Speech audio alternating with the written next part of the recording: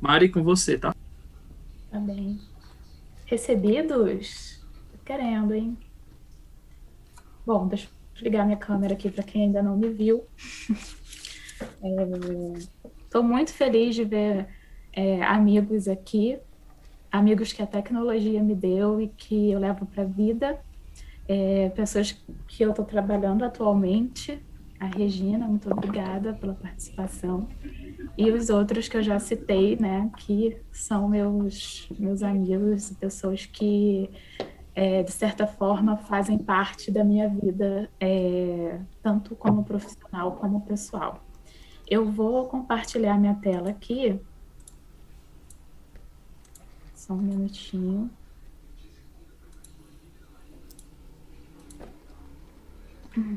Quando vocês estiverem vendo, então, vocês me avisem, por favor.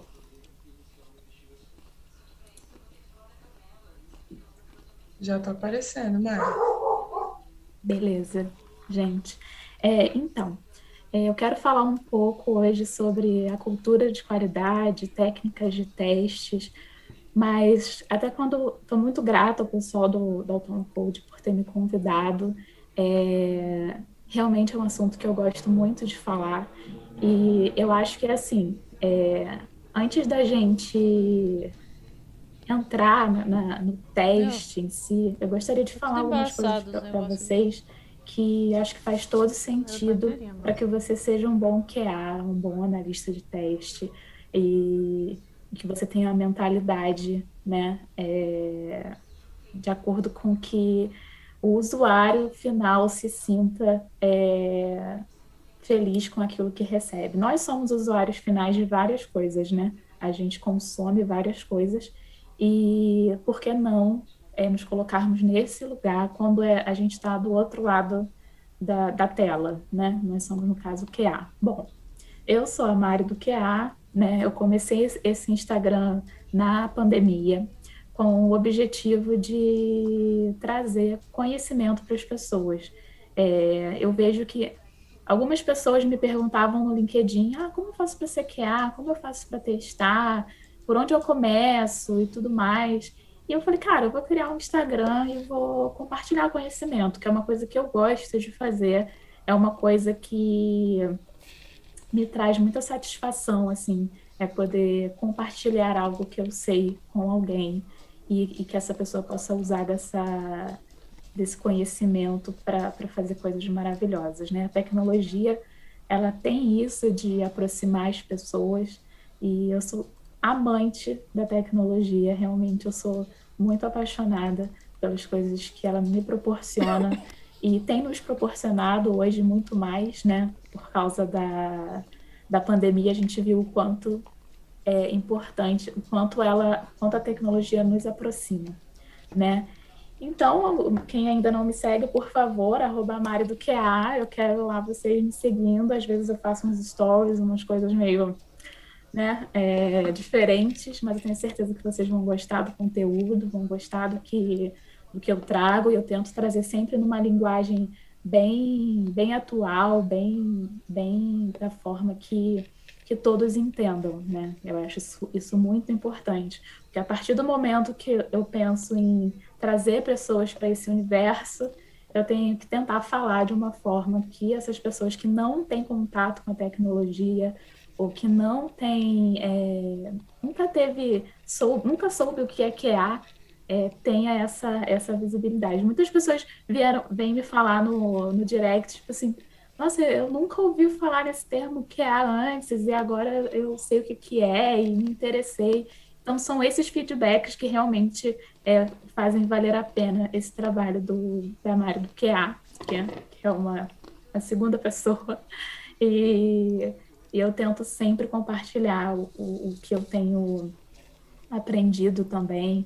A gente está em constante aprendizado, né? Muitas coisas vêm evoluindo, mas enfim.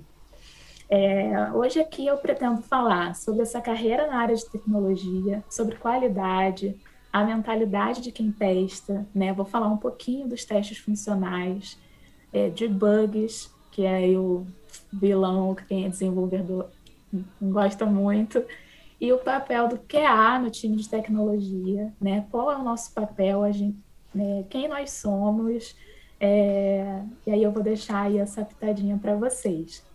Mas antes, né, de falar sobre essa questão aí do papel do QA e tudo mais, de tudo que a gente representa e tal, queria falar um pouco de mim, né? Tudo tem um começo, toda carreira tem um começo, né? Eu sou, por exemplo, super fã da Disney, eu amo a Disney, eu sou tudo que a Disney lança, é a Pixar, enfim. Eu tô querendo saber, eu tô querendo aprender, eu toco violão, às vezes eu me arrisco a cantar, as pessoas que estão aqui que me conhecem sabem o que eu tô falando.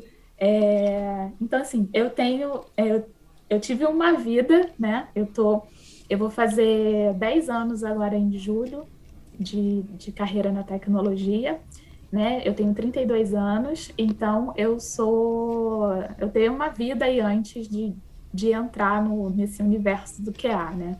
E eu acho importante falar disso, porque às vezes as pessoas pensam assim, ai, mas eu trabalho com tal coisa, será que eu posso entrar nesse universo de tecnologia? Pode, você pode sim.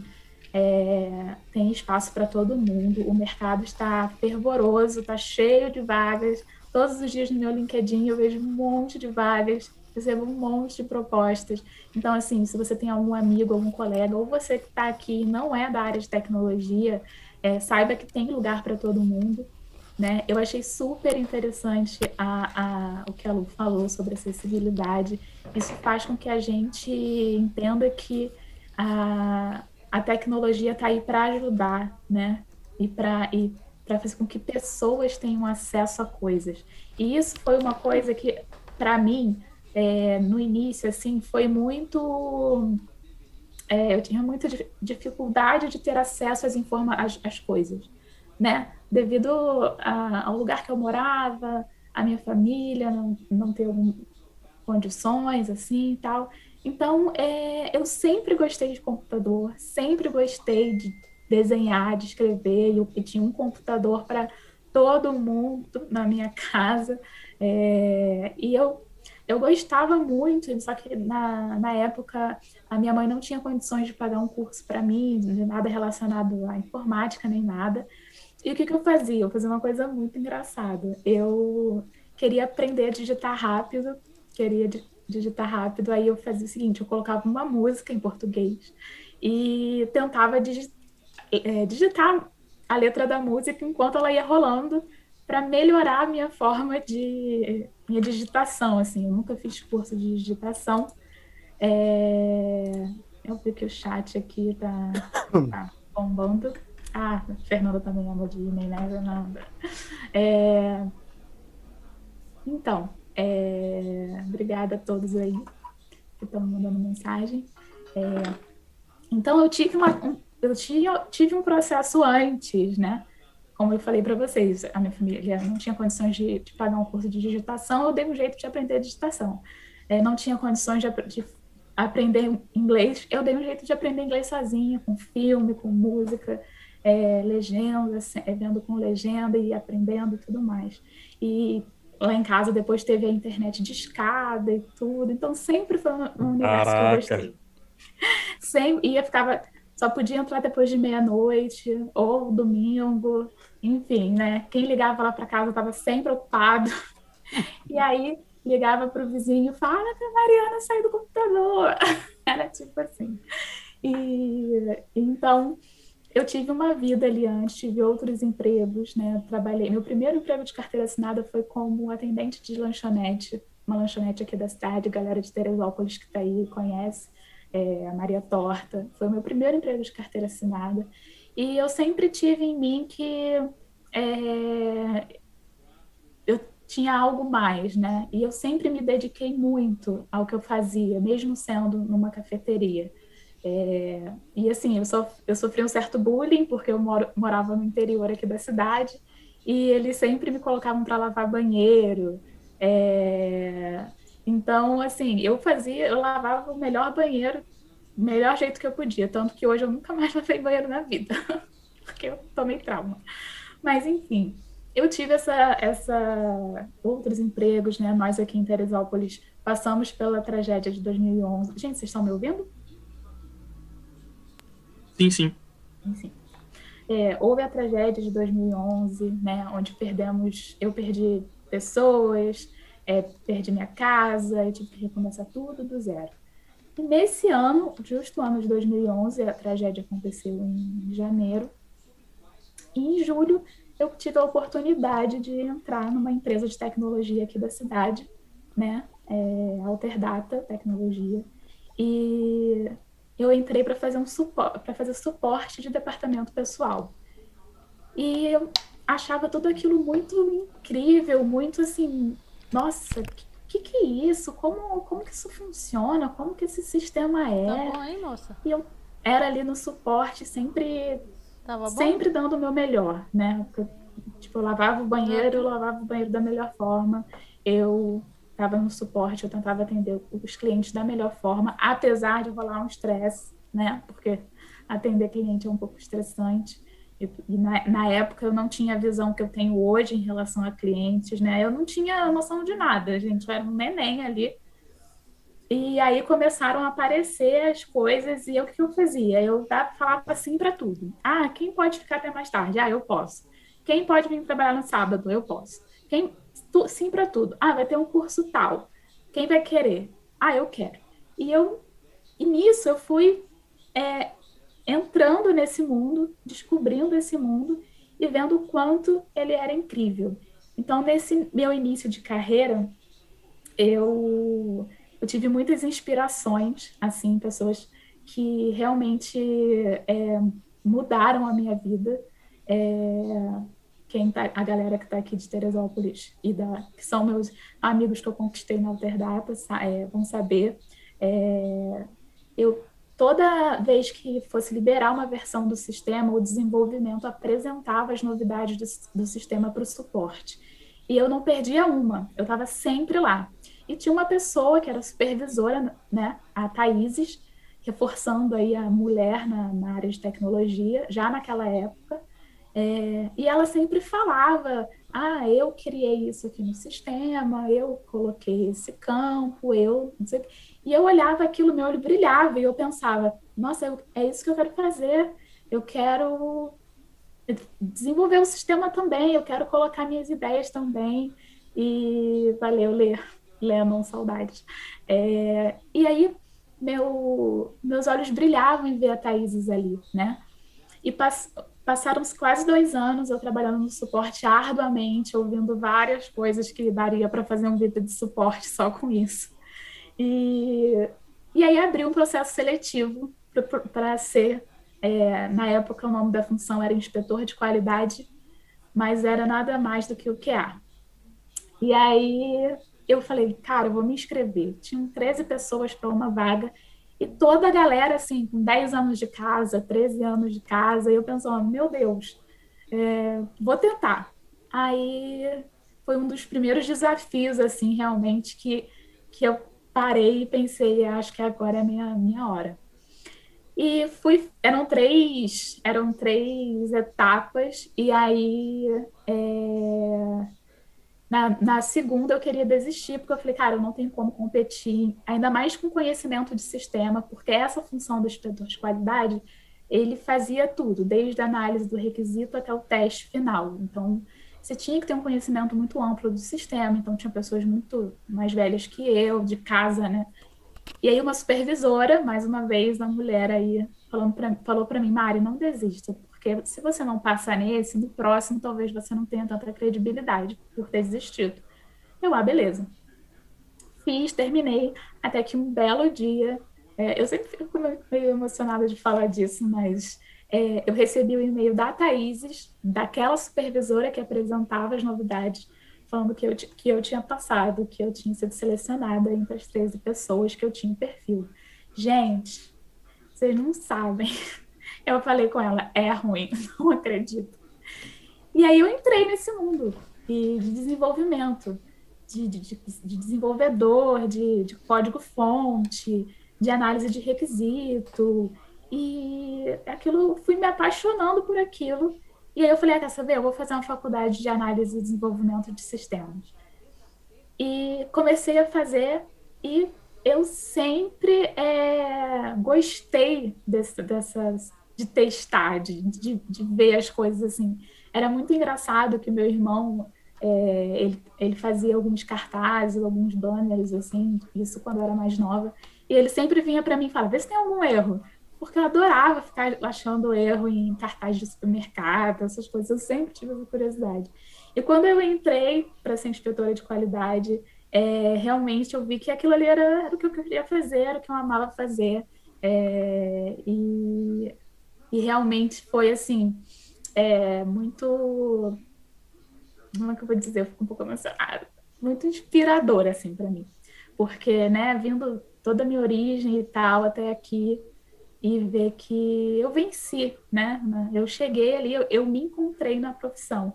E é claro que não é fácil, que eu tive muitas dificuldades, principalmente porque eu era muito tímida na época, eu não conseguia, né? Não era tão assim, não sei o que, de brincar. E as pessoas que me conhecem pessoalmente sabem que eu sou muito brincalhona, e eu não era assim, eu era super tímida e tudo mais.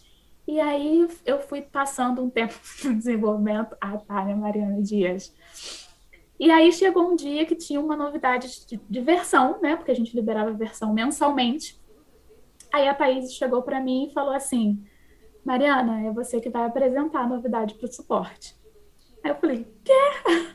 Ela é. E aí eu me vi ali no lugar que eu queria estar, né? Falando, olha, eu criei esse campo, eu e meu time criamos esse cálculo. Então, aquilo foi a realização eu vi que eu estava no caminho certo e eu vi que eu estava com as pessoas certas e, e tinha tudo para minha carreira dar super certo. E a Alterdata é uma empresa que dá muitas oportunidades, é uma empresa mãe, assim, atualmente eu não trabalho mais lá, mas é uma empresa que eu carrego com muito carinho no coração, porque foi uma empresa que me deu muitas oportunidades. E a partir dali, eu comecei a me especializar ainda mais na área de teste, fui aprender mais a testar, porque eu testava no feeling, assim, eu não tinha técnica, vai fazer um teste, funciona, caixa preta. Eu não tinha essa noção de nada técnico, era tudo muito no feeling. E por conhecer muito o sistema, então isso facilitou muito. Mas eu tive algumas dificuldades por ser mulher, né?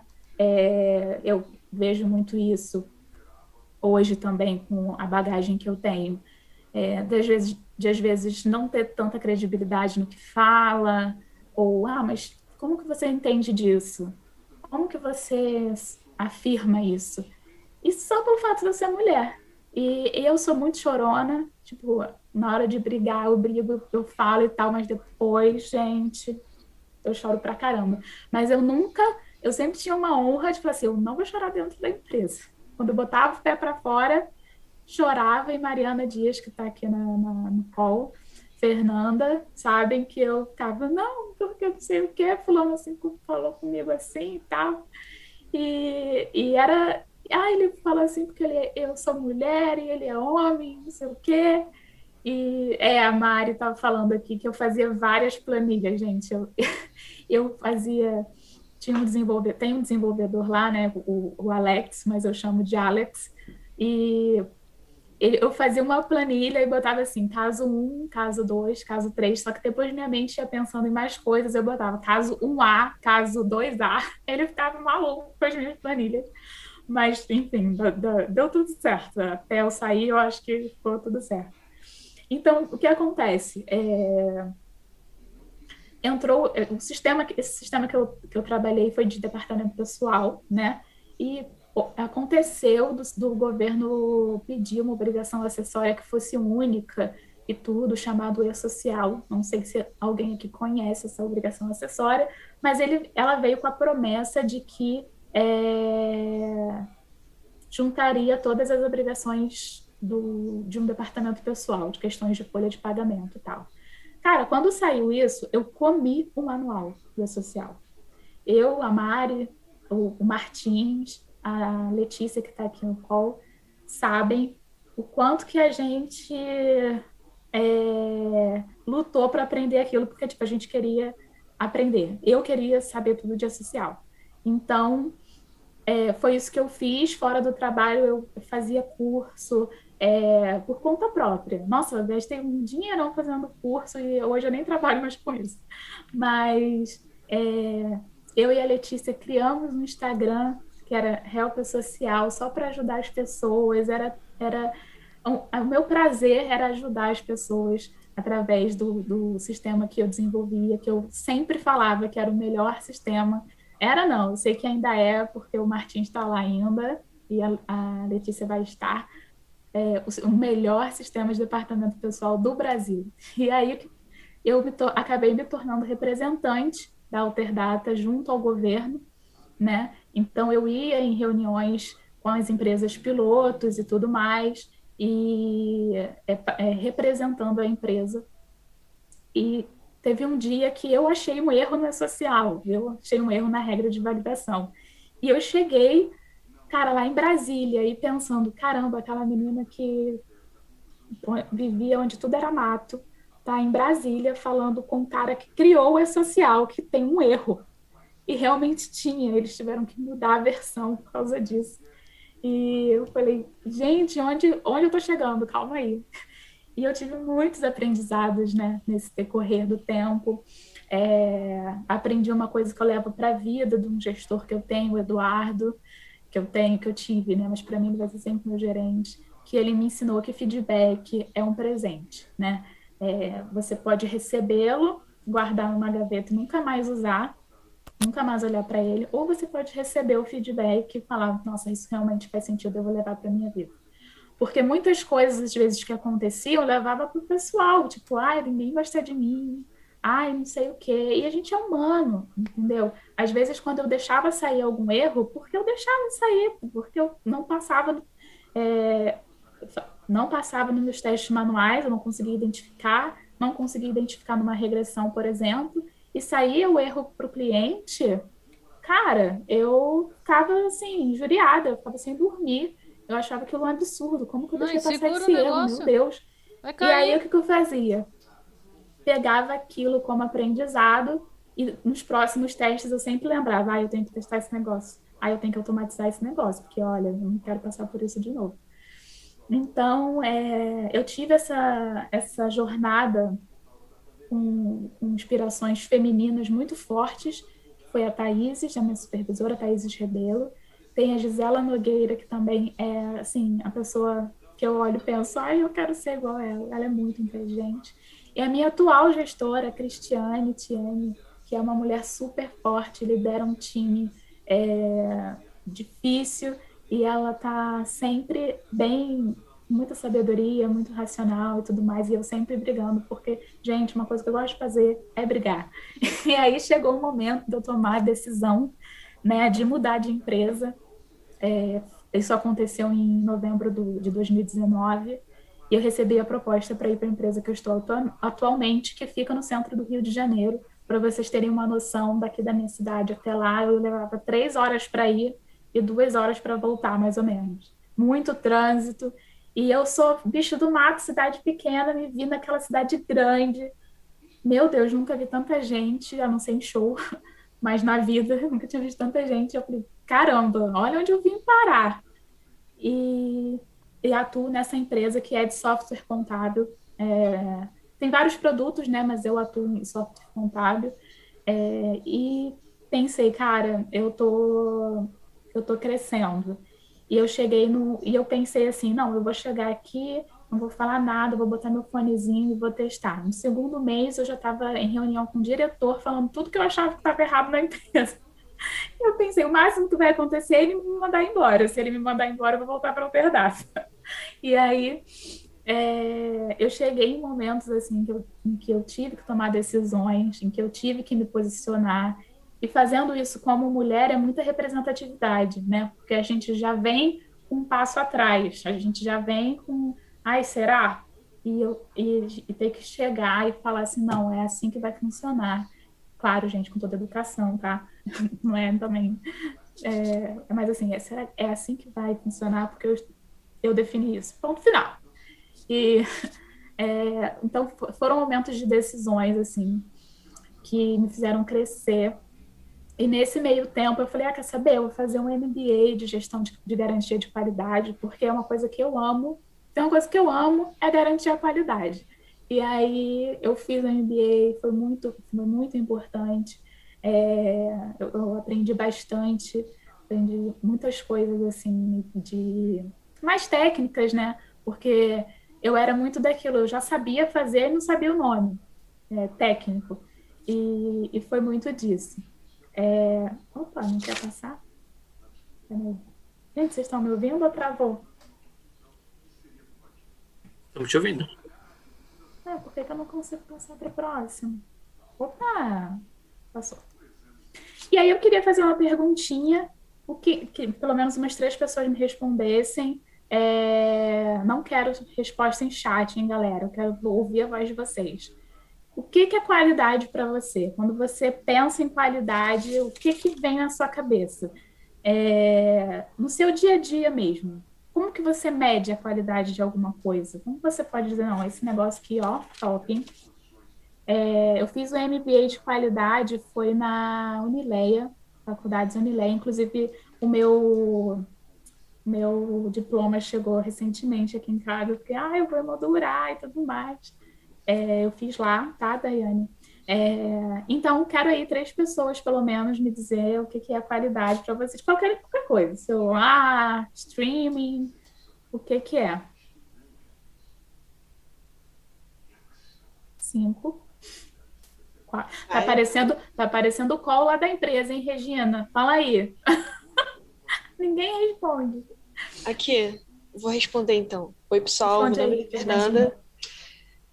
Eu sou desenvolvedora e acho que qualidade tem que envolver todo o processo, desde a parte de analisar a questão, até o desenvolvimento, a parte do tester e inclusive do usuário, que eu acho que a usabilidade tem muito a ver com isso e às vezes a gente não dá atenção para o que eles querem, né? Porque eles precisam. Sim, concordo. Sim. Quero mais alguém aí. Vou chamar pelo nome, hein? Guilherme Ribas. Só um ponto. Ouvir de uma dev falando isso vai chover, acho que aqui em casa, não é possível. Mas aqui, a Fernandinha é a melhor dev que eu já vi, hein? Falando pra você. De bola, parabéns. Depois acha ela lá no LinkedIn. Vou deixar o link dela aqui. E já aí, deixa mais aí, alguém? porque contratos rolando. Olha aí, quero comissão. Mais alguém quer falar? Não vou forçar. Não vou forçar, mas Mariana Dias quer falar? Não vou forçar, mas Martins quer falar? Eu tô aqui só rindo. Eu vou falar mais da visão de cliente, mesmo sem iniciar, mas olhando com a visão de cliente, acho que qualidade a gente tem uma boa utilização ali do aplicativo ou do site que a gente está utilizando, mesmo se houver erros durante a nossa utilização, a gente ter boas informações do que está acontecendo. Então, a boa utilização, acho que isso é a qualidade. Eu vendo como uma cliente, por exemplo, utilizando um streaming, a Netflix, que eu considero um aplicativo de excelente qualidade. Verdade. Nubank também eu gosto muito, acho muito fácil de usar, acho muito, muito bom. Eu acho que qualidade, Mari, é essencialmente você conseguir satisfazer algo que você está, uma expectativa sua, né? Pensando, eu como cliente, eu penso em você conseguir satisfazer aquela expectativa que você tinha e conseguir alcançar e de repente até passar, né? Dessas expectativas. Para mim, essencialmente seria isso. Certo. Martins, quer falar? Martins, tu gosta de falar que eu sei. Tá me colocando na fogueira, né? Claro, pô. Meu, como é que eu vou dizer? Eu saí da Alterdata e deixei o novo Mari Silva foi o Martins. Foi parceiro lá nas apresentações. Verdade. Bom, qualidade, Eu concordo com o que todo mundo já falou agora. Qualidade é uma coisa muito ampla. É difícil, às vezes, tratar isso em poucas palavras. Como alguns já disseram aqui, qualidade, às vezes, se confunde com o papel do QA, né? E, na verdade, não é. É difícil, às vezes, a empresa ter o senso de qualidade como um todo e não como uma função do QA específico, né? Mas a qualidade, eu acho que está muito ligada à satisfação do usuário, do cliente. Eu acho que a satisfação do cliente é um indicativo muito forte de qualidade.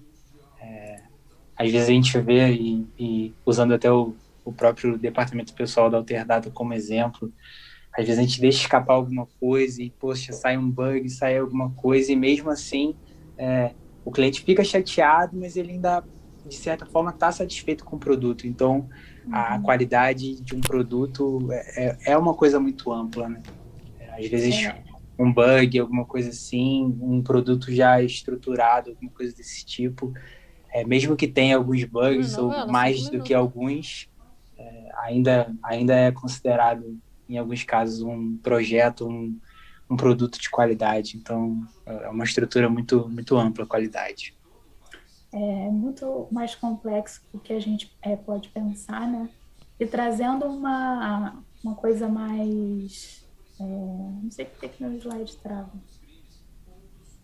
Uma coisa mais técnica, né? Tem o Pressman, que ele fala que qualidade é um processo de software efetivo aplicado de uma maneira que cria um produto usável que fornece valores mensuráveis para aqueles que o produzem e o que usam. Ou seja, qualidade é tudo isso que a gente falou. Tem a ver... mas às vezes as pessoas têm perspectivas diferentes. Por exemplo, para mim um software de qualidade é aquele que não tem bug. Para mim o software de qualidade é um que eu consigo usar. Para mim o software de qualidade é assado. Então, realmente é uma visão muito ampla, não dá para você definir em poucas palavras. Mas a qualidade é tão importante, vou dar uns números para vocês. Foi feita uma pesquisa recentemente que 39% dos projetos obtiveram sucesso no final porque priorizaram a qualidade. De 100% de projetos iniciados, 39% foram concluídos com sucesso porque priorizaram a qualidade. E se for pensar em projetos pequenos, muitos projetos não fazem seus requisitos funcionais e não funcionais bem claros, sem a abertura para interpretação, né? Então, qualidade realmente é um assunto muito complexo. E quando eu trabalhei na Alterdata, eu era tanto a pessoa que fazia o requisito como a pessoa que fazia o teste, então tinha que ter todo aquele cuidado de não deixar abertura para interpretação, de falar de uma forma que o desenvolvedor entendesse, e depois eu ainda testava isso tudo. Na empresa que eu estou atualmente, eu sou só tester. Então, foi muito difícil para eu separar isso, porque eu queria me meter na regra de negócio. Só que tem a pessoa que faz a regra de negócio. Óbvio que a gente tem abertura de comunicação e tal, mas eu já vim com aquilo na minha veia, de não é assim e tal, mas eu só testo. E o programador só desenvolve. E aí tem o BA, que faz os requisitos e tudo mais. Então, é bem separadinho agora. Então, eu tive que me adaptar, porque quem me conhece sabe que eu gosto de me meter mesmo em tudo. E continuando a falar de qualidade, né? Envolve tudo isso: o escopo, o custo, o tempo e principalmente a satisfação do cliente. Eu acho que a partir do momento que um projeto começa com seu escopo, já com a participação do QA, a participação de quem for fazer as regras, do analista de requisitos, no caso, né? Eu acho que fica muito mais fácil avaliar o custo e o tempo daquele projeto e buscar a satisfação do cliente. Tem um desenho muito antigo que acho que todo mundo que é da área de tecnologia já viu, que é o do balanço, né? O cliente pediu um balanço, o PO entendeu uma montanha-russa, não sei o quê, no final o cliente não teve o que ele queria. E é muito importante a gente saber o que o cliente quer, né? Deixa eu só dar uma olhadinha aqui, que eu falo pra cacete, gente. Quando o Wellington falou pra mim que era 1h30, eu falei, caraca, 1h30 não vai, é muito tempo. Tadinho. Deixa eu ver aqui. Mário, qual o conselho ou o que faria para melhorar essa visão de pessoas na equipe da qualidade que tem aquela mentalidade de achar que tudo é responsabilidade do QA? Que a qualidade é responsabilidade do QA, né? Qual seria a sua estratégia? Eu vou falar um pouco disso mais na frente, mas eu já ouvi essa frase de que é a qualidade que assina o cheque, é o QA que assina o cheque, né? Como se a responsabilidade fosse só nossa.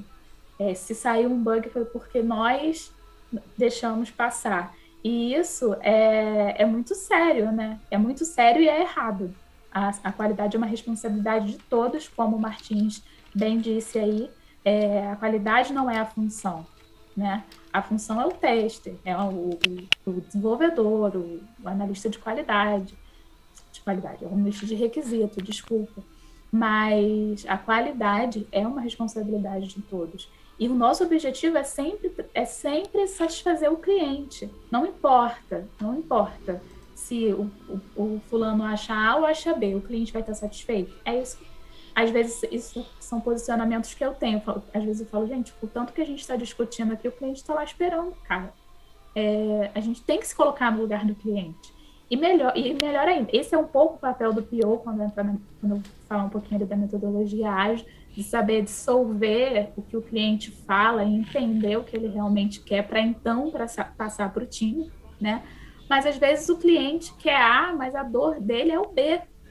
E a gente tem que ter esse feeling, sabe? Muitas vezes eu estava testando alguma coisa e pensando assim, cara, será que é realmente isso que o cliente quer?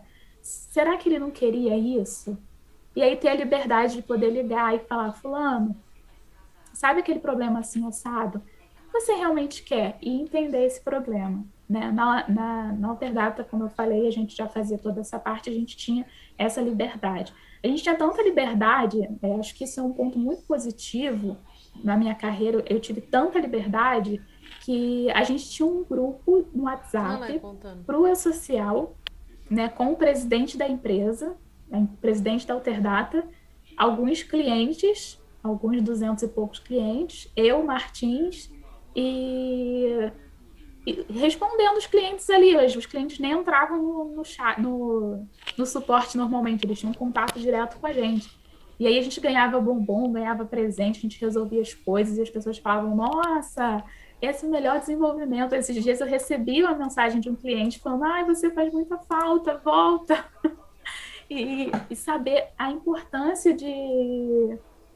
Martins está falando aqui que ele não ganha mais chocolate, então era por minha causa chocolate. Brincadeira.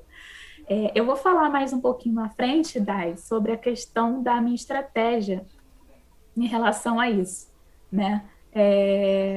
E aí a gente tinha muito essa aproximação do cliente, e eu lembro que eu não pensava assim, eu pensava tipo assim, o cliente que se vire lá na hora de colocar o campo, o campo é número, e aceita a letra, o cliente sabe que tem que colocar número. Até que um dia eu fui numa reunião dessas de representantes, de empresas pilotos, e uma pessoa de um sistema específico falou assim, porque o cliente adquire o software porque ele quer facilidade.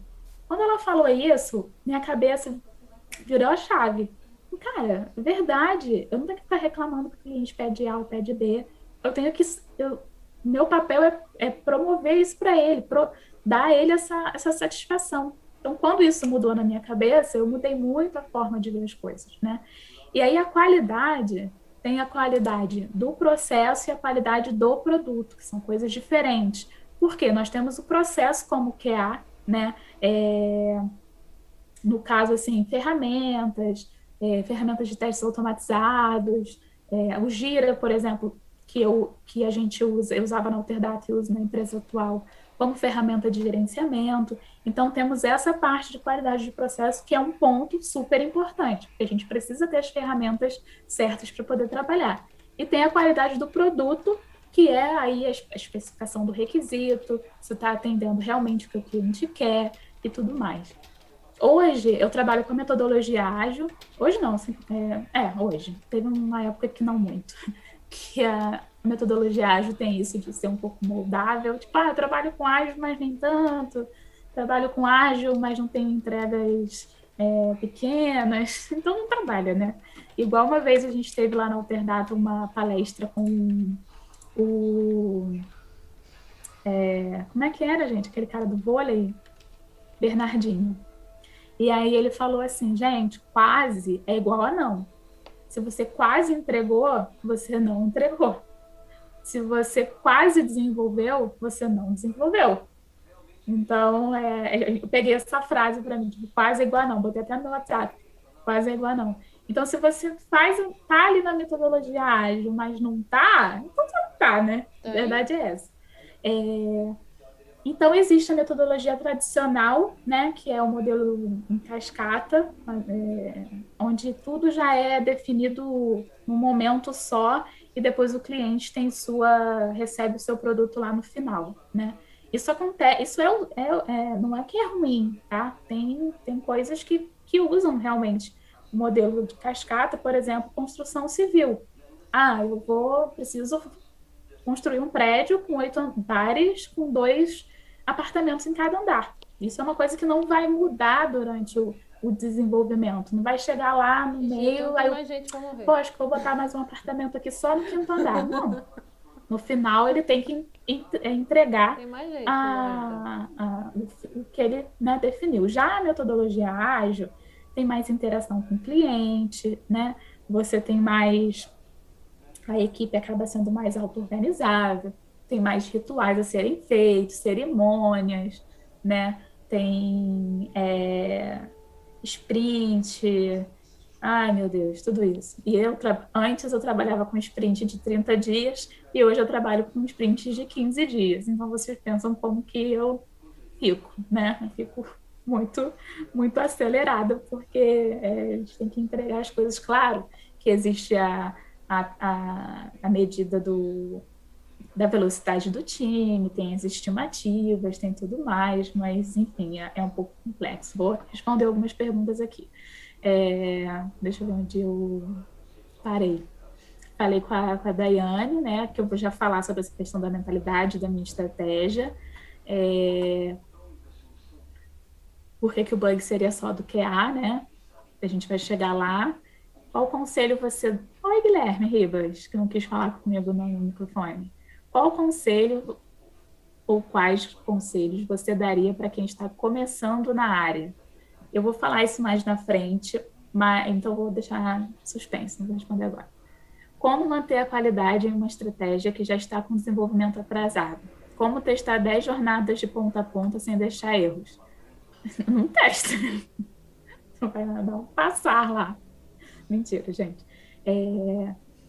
Tem uma coisa que eu vou falar também que eu aprendi com a Mariana Dias, que está aqui no chat também. Uma frase que ela me falou um dia e eu guardei e eu uso até hoje. Deixa eu... Opa! Deus! Então, vamos deixando esses assuntos aí mais né, para o final. Então, vamos falar um pouquinho da mentalidade do QA. Só olhar a hora aqui. Eu tenho ainda 22 minutos, ou Wellington? Isso. Tá bom, gente. Então é isso. Valeu. Não, você vai continuar aí. Vou ser mais rápida. A mentalidade do QA, né? Como eu falei para vocês, eu entrei lá atrás, 10 anos, vamos botar assim, e eu testava de outra forma, usando as minhas planilhas, como a Mari citou. Era planilha para tudo quanto era lado, se não é planilha, era TXT mesmo. Não tinha muito ali um padrão, a gente ainda não tinha construído ali um padrão. Então, a função vem evoluindo, o que eu digo em relação assim, a testes funcionais, tá? Eu vejo que daqui a uns anos, talvez a questão do funcional nem exista mais. E exigindo profissionais cada vez mais críticos e mais curiosos, porque é isso que faz da gente um bom QA. Nós sermos críticos e curiosos, olhar aqui um negocinho, não, isso aqui não é aqui, é aqui. E isso faz com que o mercado exija mais disso. Se você for procurar no LinkedIn uma vaga de QA e tal, você vai ver muito um QA com perfil de dev, um QA que tem que saber as linguagens tal e tal. Isso não era muito... Na minha época, eu não precisava saber nada de de código. Eu tinha era que testar, botar a mão na massa e testar. E na época eu usava a ferramenta de automação Test Complete, era uma aplicação em desktop, né? E ele já vinha pronto, já tinha uma galera que fazia todo o código, e ele vinha pronto para a gente só passar os parâmetros. Então, nem automatizar, assim, eu automatizava. E depois eu levei um susto, porque eu considerava que eu automatizava. Aí depois, quando eu fui ver, tipo, cara, não, eu não faço automação. Eu só coloco o parâmetro lá de um código que já foi feito. Então, essa evolução eu pude viver, né? E aí e crescer com ela e não parar no meio do caminho, porque muitas pessoas têm dificuldade com código e tal, linguagem de programação, mas cara, não é uma coisa de outro mundo, assim. Dá para a gente aprender. A gente sempre é capaz de aprender, né? O ser humano tem essa capacidade de aprender. E conhecimento é uma das coisas que ninguém vai tirar da gente nunca. Então, cara, se a gente tem a oportunidade de aprender, bora aprender. Tô tentando passar os slides de novo, mas não sei. Tá. Então, vem esse ponto aqui na mentalidade do QA, que é um pouco do que o Guilherme perguntou, de tipo assim, o QA que está começando, o que ele tem que ter, né? Além de ter que ter toda essa malemolência aí de entender o que está testando, por que está testando, enfim. Primeiro vem o conhecimento, na minha opinião, são esses 3 pontos. Saber como o produto funciona, conhecer novas ferramentas, novas técnicas, conversar com outros QAs, né? Trocar ideias, saber. E isso é muito importante. Você precisa conhecer do produto, porque como você vai testar algo que você não conhece, né? Que você não sabe. Então, você precisa ter ou um documento de requisito ali para você se basear, ou então, se você não for o BA também, uma forma de você conhecer o produto. Mexe nele, faz lá o seu teste exploratório, que chama, né? E busca sempre estar antenado, porque como é uma função que está, assim, crescendo muito e tem muita vaga no mercado. A outra parte que é importante é ter uma boa comunicação, principalmente com o time. E escrevi posicionar errado. Saber se posicionar e trazer debate sobre a importância do usuário final. Por quê? Às vezes a gente entra numa empresa que já tem uma carga, né? Ele já tem uma cultura, às vezes fechada. E às vezes o dev pensa, não, só vou desenvolver e dane-se o cliente. Não, mentira, não fala assim. Mas tipo assim, só vou desenvolver e tal. E o que só vou testar. O BA, eu só vou fazer o requisito. Não, a gente tem que pensar na pessoa que vai usar lá na frente. Isso é uma cultura que a gente está trabalhando na empresa que eu estou atualmente, que é a cultura accountable, de você se sentir... de ter esse sentimento de pertencimento, não só a responsabilidade pelo que você desenvolve, mas como se aquilo fosse seu. Quando eu trabalhava com departamento pessoal e trabalhava com cálculo de folha, eu pensava assim, cara, uma família vai receber o seu recibo de pagamento de uma parada que eu testei, se eu fizer um cálculo errado aqui, o cara pode ganhar R$50 a menos por minha causa. Então, ser accountable é você ter não só a responsabilidade, mas esse senso de pertencimento, de que aquele produto, você é responsável por aquilo, é seu, né? Então, isso é muito importante, sempre trazer para o time essa comunicação, né? E o outro ponto da mentalidade é a expectativa do usuário, saber que o que você está desenvolvendo vai atender a alguém, vai atender alguma empresa, alguma coisa, no meu caso. Eu sempre tento levar para pessoas, tá? No caso, eu estou desenvolvendo uma solução fiscal, tem um analista fiscal lá na outra ponta que está tentando gerar um SPED. Se eu fizer errado, o cara vai ficar até altas horas da noite, meu Deus, já penso... E assim, eu sou louca assim, gente. Eu fico pensando, gente, como é que essa pessoa vai embora para casa depois? Como é que vai ser... Esse é o accountable, isso é você trazer esse senso de pertencimento. Então, são essas 3 coisas principais que o QA tem que ter na sua mente quando entrar para esse universo. Olha, você vai ter muita coisa para aprender, você vai ter que aprender a se comunicar e o principal, você vai ter que atender a expectativa do seu cliente. Essas são as três coisas principais. Isso aí, senso de dono do produto. É isso mesmo. Porque a gente tem muitas brincadeiras, né? Às vezes eu já brinquei com isso. Falei assim, se eu trabalhar direitinho, no final do ano, meu patrão vai estar com um carro novo. Já tive esse pensamento, né? Mas quem nunca brincou com isso?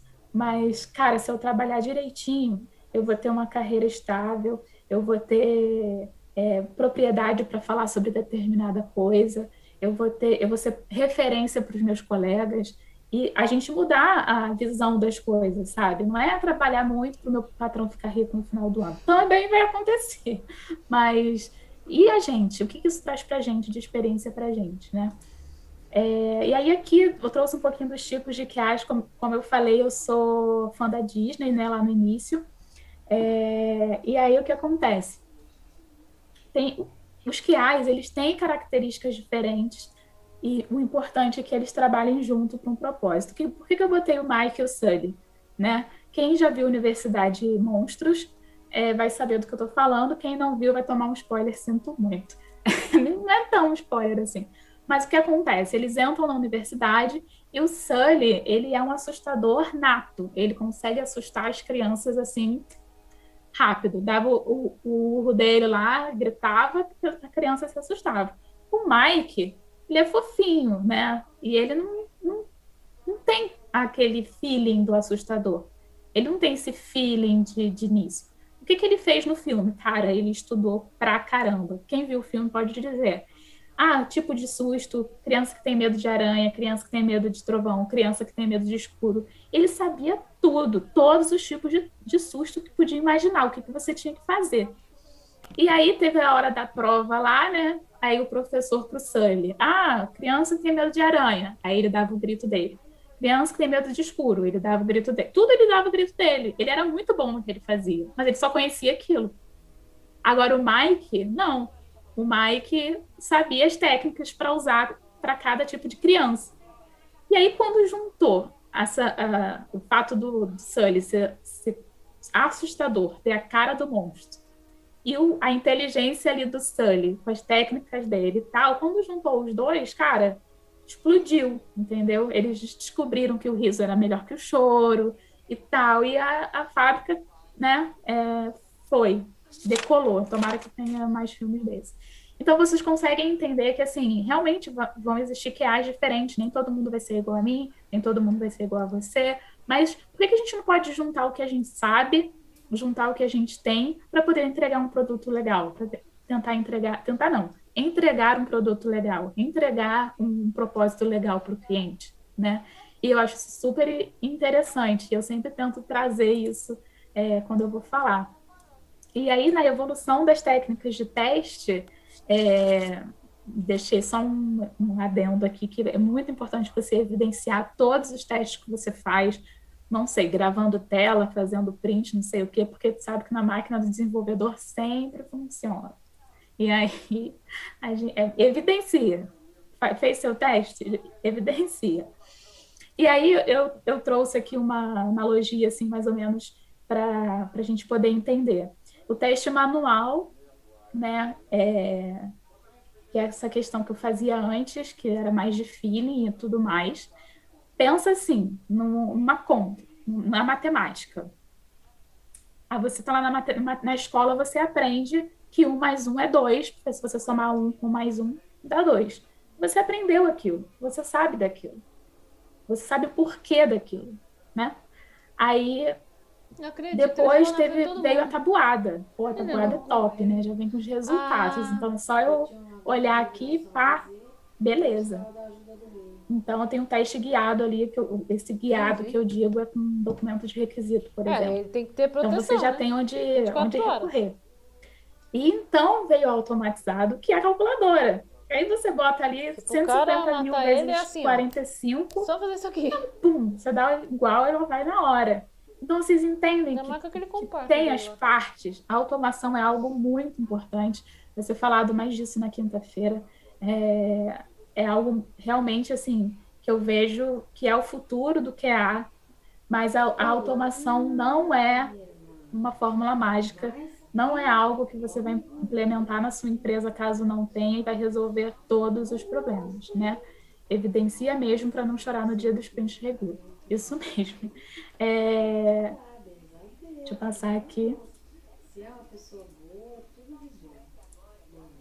Calma aí, gente. Tá. E é aquilo que eu falei com você do começar do começo, né? Foi uma coisa que a Mari Dias me ensinou e eu levo para a vida sempre. Eu tenho que gerar um relatório, vamos supor, do mês de fevereiro, né? E aí eu falo, cara, como que eu vou começar? Gente, eu vou começar do começo. Primeiro eu vou gerar um relatório, eu vou fazer uma movimentação em fevereiro e vou gerar ali no período de fevereiro. Saiu? Saiu, beleza. Mas se eu lançar dia 31/1, será que ele vai sair no mês de fevereiro?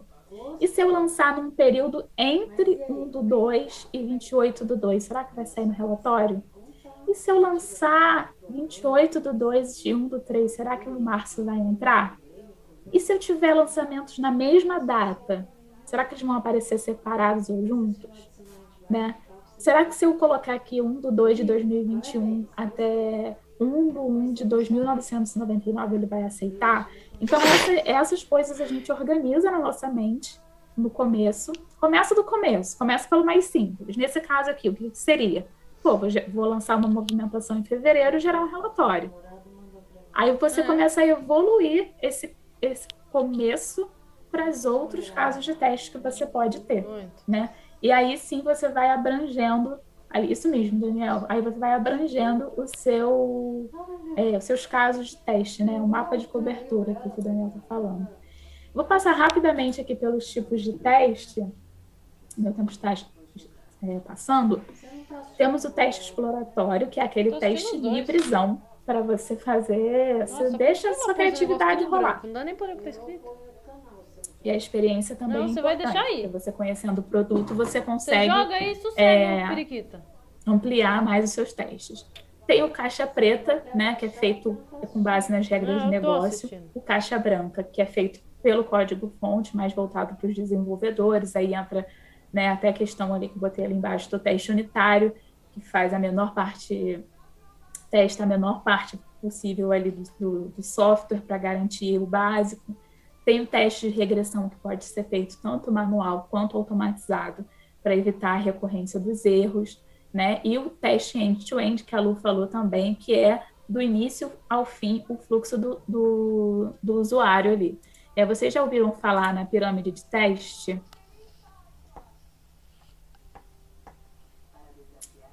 É a vida de um QA, né? Sim. Então, a base dela é o unitário, né? Garantir que as pequenas partes funcionem.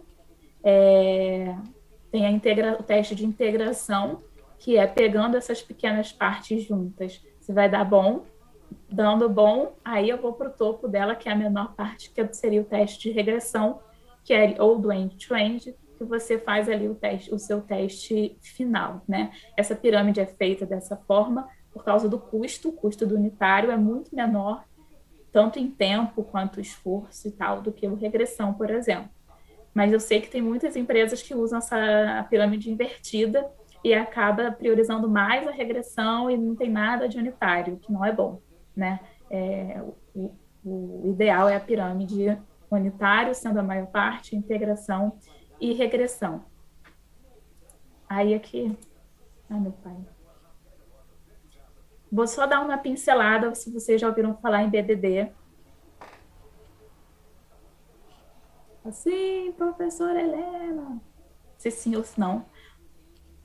É um teste, um método, né? Baseado em comportamento, né? E o mais legal, Camila não ouviu. Lembrando que isso aí, BDD, isso aí. Tudo bem, garota. Então, eu trouxe uma pincelada só para dar uma curiosidadezinha em vocês, em querer estudar mais sobre, porque é muito importante. Eu, Martins, a Mari Dias, aprendemos isso como, ó, meu filho, senta aí e faz o BDD. E foi muito... Porque você pensa, um sistema de 30 anos, né? A gente fazia análise de requisito lá com um templatezinho, de repente vamos Agora fazer tudo com BDD. Eita, meu Deus. Martins foi o pioneiro ali, foi o primeiro a aprender e depois ele passou para todo mundo.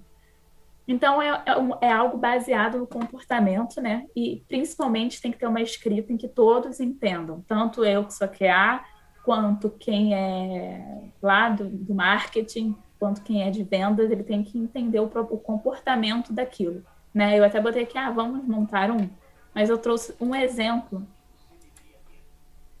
de BDD, que a gente cria um cenário, tá? O BDD é isso. A gente cria um cenário e a gente tem algumas, como é que eu vou dizer? Os indicadores, que é o given, when e then, e a gente pode usar o and para incrementar mais coisas.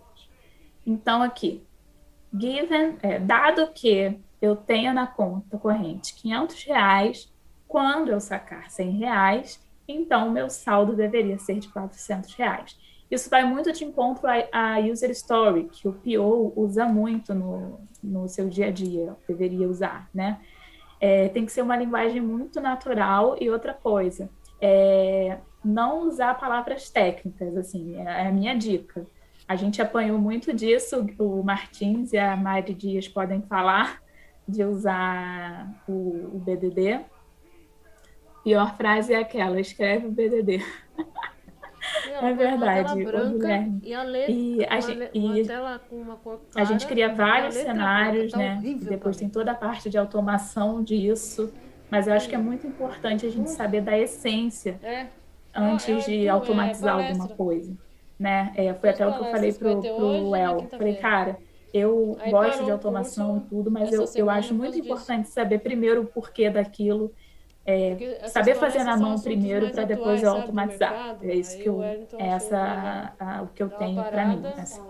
Porque eu não gosto de fazer as coisas sem saber por que eu estou fazendo. Então, eu tenho que fazer por causa disso. Aí, beleza. Então, BDD é essa linguagem baseada em comportamento, e aí você pode incrementar os testes. Oi? Um minuto. O que acontece? A gente criou a sala aqui até 9h30.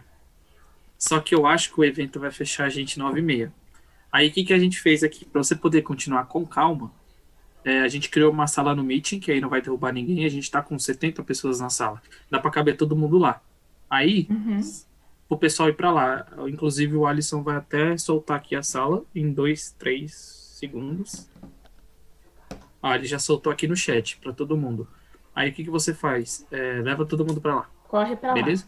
Corre, galera. Porque o que acontece? Acho que quando criaram, a gente esqueceu de só mudar um pouquinho a data, deixar um pouquinho mais aberta essa data. Tá bom? Então, a de quinta a gente já alterou, a gente aumentou o tamanho, mas aí a gente leva todo mundo para lá. E aí, galera, partiu para lá? Aí manda bala. Tá.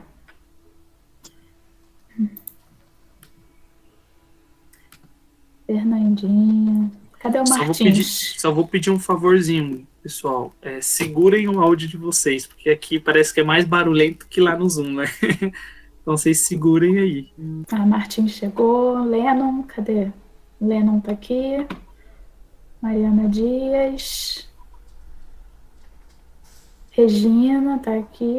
Renan, bem-vindo. Pronto. Todo mundo que eu queria que tivesse tá. Bom, aqui eu vou apresentar agora. Tá, beleza.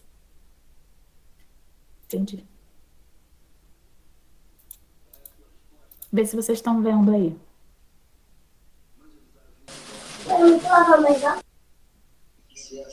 Estamos. Então, a gente parou naquela parada do BDD, né? A gente parou na parada do BDD, de ser baseado em comportamento. Então, aqui é só para dar... Vocês estão me vendo também ou vendo só minha tela? Os dois. Tá.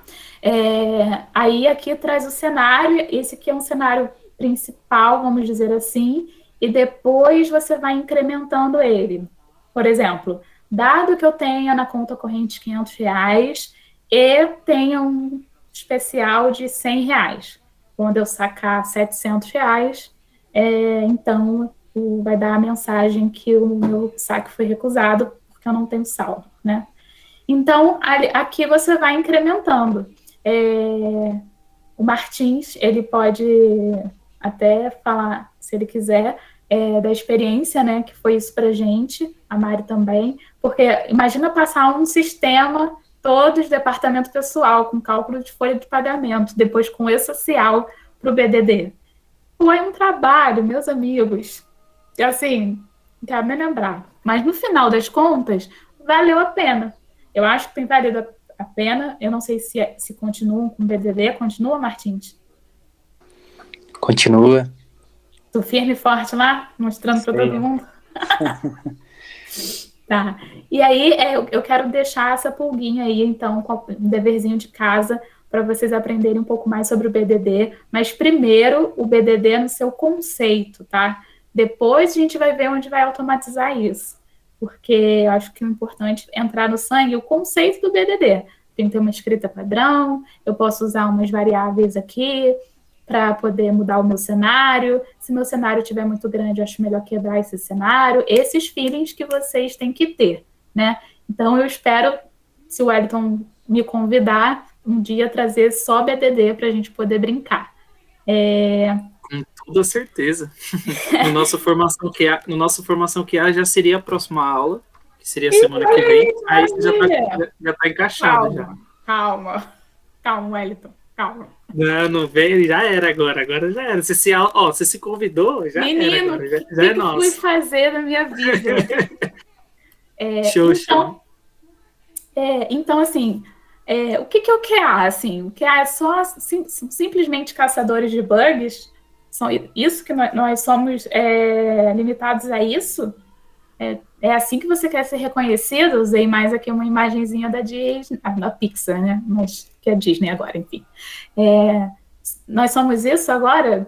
Apenas caçadores de bugs? É só para isso que a gente serve? O que vocês acham? Nada, né? Ninguém acha? Tá bom, vamos lá. E como fazer em relação aos bugs, tá? Uma coisa que eu tenho muito clara na minha mente é que eu passei por experiências em que eu escrevi o bug de forma muito ruim, assim. Não só bugs, tá? Eu escrevia ruim mesmo, eu vou falar a verdade para vocês. Às vezes eu solicitava alguma melhoria, era uma linha só. Mariana Dias pode confirmar.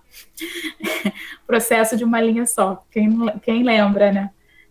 Então, eu escrevia muito errado. Por quê? Porque eu estava tão envolvida ali no assunto que eu escrevi aquilo ali para mim fazia sentido. E aí, 3 dias depois eu fui pegar para ler, eu não tinha ideia do que eu estava falando.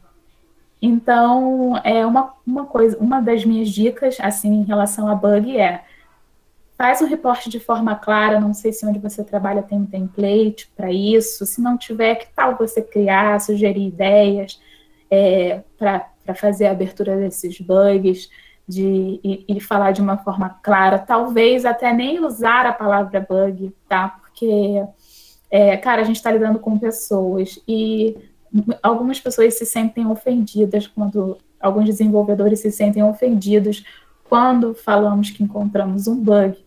Então, eu estou mudando isso agora, porque eu já briguei muito por causa disso. Então, agora eu tento falar ajuste, tento falar incidente, eu falo qualquer coisa, menos bug. Porque eu penso no contrário, né? Se a pessoa viesse apontar para mim um teste que eu fiz errado, como que eu me sentiria? Talvez eu não me sentiria tão bem, porque eu sou uma pessoa muito emotiva. Mas, então, reporte seu bug de uma forma clara, de uma forma que todos entendam. Eu sei que quando a gente está envolvido ali, a gente tem a tendência a escrever não de qualquer maneira, mas para a gente estar claro ali no momento e depois não tá. E assim, o desenvolvedor ele dificilmente vai aceitar, com exceção da Fernanda, que é uma florzinha. Não sei se tem outros desenvolvedores aqui, tá? Mas se tiverem, vocês também são florzinhas. Estou falando de outros desenvolvedores, não são dos que estão aqui, não. A comunicação é bem difícil, ter que se provar, e eu, no meu papel de QA, sendo uma mulher que se posiciona, que fala com quem tiver que falar, para vocês terem, como eu falei, quando eu entrei na empresa atual, 2 meses depois eu já estava falando com o diretor da empresa das coisas que eu achava que estavam erradas. Então, por ter esse posicionamento muito forte, às vezes eu posso falar de uma forma que as pessoas não gostem e tudo. Então, tem que ter todo esse carinho, sim, toda essa questão com a comunicação. A comunicação é a base, gente, é o mais importante, né? Quem está na metodologia ágil tem as dailies, né, em que pode falar o que está fazendo, pode fazer essa comunicação, pode deixar o time ciente, né, do rolê todo. Então, pratiquem essa comunicação e pratiquem a comunicação com... Tem aquele um livro que me indicaram, Comunicação Não Agressiva, alguma coisa assim, desse livro. Quando eu ainda estava no Alterdata, a pessoa achou, aqui, acho você podia ler esse livro. Então, eu falava de forma agressiva, né? E isso foi uma das coisas que eu aprendi também em relação aos bugs. E uma coisa que eu não gosto é essa birra que tem de QA e é sempre contra desenvolvedor. Já vi muitas páginas na internet incitando isso, né? Que o QA e o desenvolvedor são rivais. Eu não gosto disso, eu não acho isso legal. Eu tento sempre manter um relacionamento amigável com o desenvolvedor que eu trabalho. Tipo, na Alterdata, eu trabalhava com o Alex, por exemplo. A gente tinha essa abertura dele falar, Mari, senta aqui, vamos ver comigo aqui no código e tal, como é que é e tal. Ou, Alex, vem aqui, vamos ver essa regra junto, como eu escrevi a regra também. Vamos escrever junto aqui. E isso fazia com que a gente entregasse algo com valor, né? Porque foi algo feito com carinho, assim, foi algo que a gente parou para desenvolver e para conversar e ouvir outras opiniões. Eu já tomei decisões, gente, pelo amor de Deus, que eu me arrependo até hoje de, tipo assim, minha vida no QA não foi sempre, nunca acertei sempre, sabe? Teve uma vez que eu decidi, por causa do E-Social, separar o campo logradouro de endereço do campo do endereço em si, porque o E-Social pedia separado, rua, avenida e tal. E no sistema era um campo só para botar tudo. Eu falei, cara, vamos dividir isso aqui, eu já tenho aqui a lista aqui, eu decidi isso, o desenvolvedor fez o que eu pedi, eu testei o que eu queria, e no final das contas, tudo no sistema olhava de graça daquele campo, e tudo ficou sem o rua, sem uma avenida, porque o campo novo ficou de fora. Então, o E-Social nem estava em vigor ainda, e todas as obrigações que o empregador precisava enviar para o governo, por exemplo, CAGED, não sei se vocês conhecem essa área, mas a Cefip, que calcula INSS, FGTS, gente, foi tudo sem rua, sem avenida, tudo, meu Deus, eu me senti tão culpada, eu queria chorar por essa decisão que eu tinha feito, que eu tomei essa decisão errada. Então, assim, não é um mar de rosas, tá? CQA, você acaba assumindo algumas responsabilidades que assim, podem impactar negativamente. E eu já tive essa experiência. E teve uma também que a gente usava o Tortoise lá, né, para poder, era o SVN, e a gente usava os arquivos lá do teste automatizado, ele dava os arquivos esperados e os obtidos. Aí eu peguei o obtido e vi que, cara, isso aqui não tá certo assim, fui lá e substituí. Aí passou 2 semanas, um cliente com erro X. Eu falei, eu já vi isso. Quando eu fui ver, eu fiz errado. E eu ainda lembro que com essa supervisora Thaís, que era minha supervisora na época, eu sentei do lado dela e falei assim, dá um show log aí para ver quem que substituiu isso. Era bem eu, fiquei com o maior carão. Mas então, assim, é bom, é muito importante ter um relacionamento bom com a sua equipe, né? A minha equipe na Alterdata era excelente, a gente se dava super bem, a gente tinha toda uma sintonia e fazia até coisas fora do trabalho, de se encontrar e tal, tanto que eu falei para vocês que eu tenho amigos aqui que eu trouxe para a vida, né, que conheci na área de tecnologia e tudo mais. E uma coisa que é importante pensar também é o custo do bug para a companhia. Tem uma imagem também que é muito famosa da barata, não sei se vocês já viram, que quando o bug é identificado lá no início, ele é desse tamanhozinho. Aí, conforme vai passando os processos, vai ficando um baratão. Gente, horrível. Ninguém gosta de barato, muito mais daquele tamanho, muito menos daquele tamanho. Então, é a gente ter esse entendimento. Olha, eu achar esse bug aqui agora, é melhor reportar agora do que esperar para reportar mais tarde, vai ficar pior para a companhia. E eu sou chatíssima com bug, chatíssima. Eu tenho um novo apelido agora, que eu sou chiliquenta, porque eu dou chilique com bug. Porque, sim, é muito importante. Isso, para mim, veio como um elogio, porque eu estou fazendo o meu trabalho direito.